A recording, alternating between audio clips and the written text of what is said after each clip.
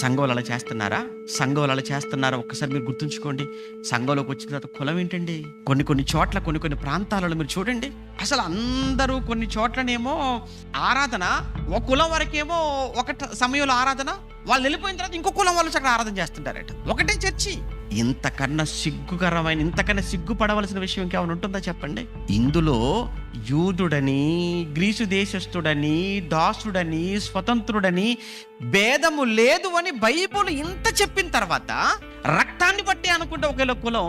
నువ్వు నేను మనమంతా క్రీస్తు రక్తములో కడగబడి సంఘంలోకి వచ్చాం. ఇప్పుడు నీలో నాలో ప్రవహిస్తున్నది, నన్ను పవిత్రునిగా చేసింది, నిన్ను పవిత్రునిగా చేసింది ఒకటే రక్తం, అది క్రీస్తు రక్తం. ఏది కులమేది ఇప్పుడు అందులో? అలా మనమంతా సహోదరులము అని చెప్పుకుంటున్నప్పుడు, మనమంతా ఒక తండ్రి పిల్లలం అని మనం పిలువబడుతున్నప్పుడు మరలా ఏంటి ఈ వివక్ష ఏంటి ఇక్కడ? అంటే ఇప్పుడు నీ ప్రవర్తన, నాది అధిక కులం, అగ్రకులం అను మాట్లాడడం వల్ల సంఘంలో ఉన్నటువంటి మిగతా వారిని నువ్వేం చేసినట్లు?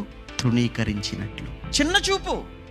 దీని వలన సంఘములోనికి చేర్చబడిన, దేవుడు చేర్చుకున్న వారి విశ్వాసం బలహీనమై వారి సంఘానికి దూరం అయిపోతే దానికి ఎవరు బాధ్యులు?